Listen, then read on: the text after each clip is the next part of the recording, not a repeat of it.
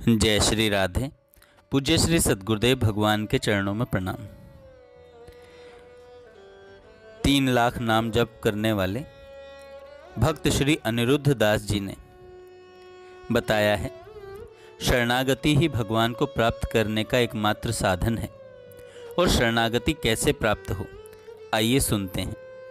गीता जी में भगवान ने अर्जुन को उन्हें प्राप्त करने के अनेक साधन बताए, जैसे निष्काम कर्म, योग, ध्यान आदि आदि। अर्जुन ने पूछा, कृष्ण मुझे तो कोई एक साधन बता दो जो न चाहते हुए भी मैं अपनी ओर आपको आकर्षित कर सकूं। तब भगवान कृष्ण बोले, मैं तुमको एक गुप्त साधन बताता हूं, जो इस गीता का प्राण समझना।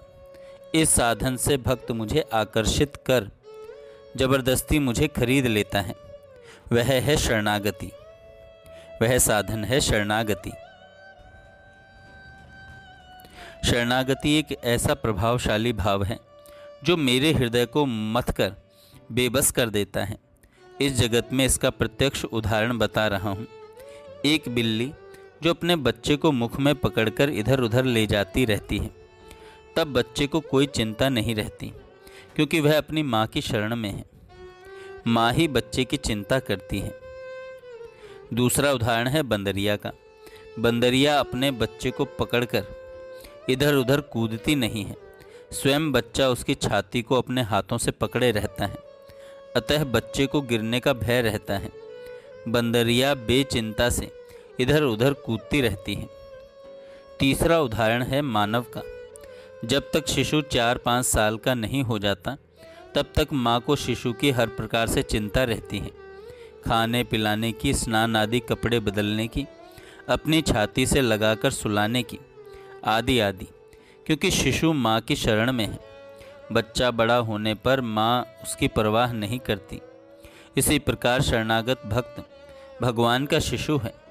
ज्ञानी भक्त भगवान का बड़ा बालक है, वह स्वयं अपने आप को संभालने में समर्थ है। शरणागत भक्त स्तन पीता शिशु है, यह अपने आप को संभाल नहीं सकता, भगवान के आश्रित ही जीवन यापन करता है, अतः भगवान को भक्त की देखभाल करनी पड़ती है। भगवान को भक्त की देखभाल करनी पड़ती है। जिस प्रकार शिशु माँ माँ बोलकर माँ को अपने पास बुला लेता है, माँ चाहे किसी काम में कितनी ही व्यस्त हो, शिशु की आवाज़ सुनकर शिशु के पास दौड़कर आ जाती है। इसी प्रकार भक्त माँ माँ हरे कृष्ण राम बोलकर भगवान को प्रकट कर देता है। माँ को बच्चे के पास आने में कुछ देर हो सकती है, परंतु भगवान को आने में देरी नहीं होती, क्योंकि भगवान तो कण कण में, हर अवस्था में, हर समय मौजूद रहते हैं। इस जगत में मिलिट्री में शरणागत शत्रु को भी मारते नहीं हैं जब वह हाथ ऊपर कर देता है, अतः शरणागति की बड़ी महिमा है। अब प्रश्न उठता है कि शरणागति आए कैसे।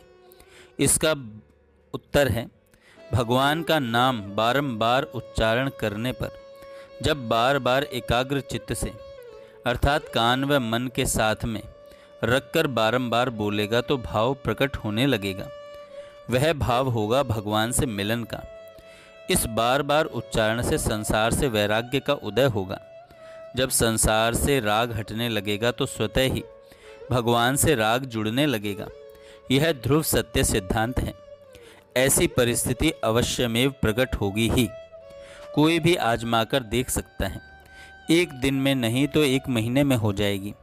यदि भक्त अपराध न हो, घमंड न हो, तो भगवान से राग होने पर भगवान की तरफ मन खींचेगा। उस खिंचाव में रोना आएगा। धीरे धीरे निरंतर रोने लगेगा। जब निरंतर रोएगा तब समझना होगा कि 10 इंद्रियां एक जगह पर हो गई। अब 100% ध्यान का आकर्षण भगवान की तरफ हो गया। संसार से एकदम नाता टूट चुका। जब संसार से नाता नहीं रहा तो अंतःकरण खाली नहीं रहता। उसमें या तो संसार भरेगा या भगवान भरेगा। भगवान भरने के कारण उसमें नाम रूप गुण लीला धाम स्फुरित होने लगेंगे। अब विरह अग्नि तीव्र हो जाएगी तो अंतःकरण में जो दुर्गुण भरे पड़े हैं, वे दुर्गुण सद्गुण भरने के कारण अश्रुधारा के साथ बहकर अंतःकरण से बाहर आ जाएंगे। अब तो उसका संसार कृष्ण का संसार हो जाएगा। जब संसार ही कृष्ण का होगा तो सभी प्राणी कृष्ण में हैं, कृष्ण से हैं। कौन विपरीत रहेगा? सभी प्राण समान प्यारे बन जाएंगे। अब उसे किसी भी चीज की कभी कमी नहीं रहेगी। कृष्ण जब उसके हो गए तो कृष्ण की सभी संपत्ति उसकी हो गई। जैसे पिता की संपत्ति का हक अपने पुत्र पर रहता है, उसी प्रकार भक्त का हक भगवान की संपत्ति पर स्वतः ही हो जाएगा। अतः मेरे अंतरंग प्रियजनों, हरि नाम को अधिक से अधिक कान व मन को केंद्रित करके नाम जप किया करो। सारा जीवन सुख में बीत जाएगा। अंत में भगवान की प्राप्ति होगी। भगवान स्वयं आकर भक्त को विमान में बिठाकर अपने घर में ले जाएंगे। जो घर अनंत युगों से नहीं मिल रहा था वह आज मिल गया। एक साधारण सी सोच है कि जब कोई भी घर से बाहर निकल जाता है, वह जब तक घर में वापस नहीं आता तब तक चैन से नहीं रह पाता। जय श्री राधे।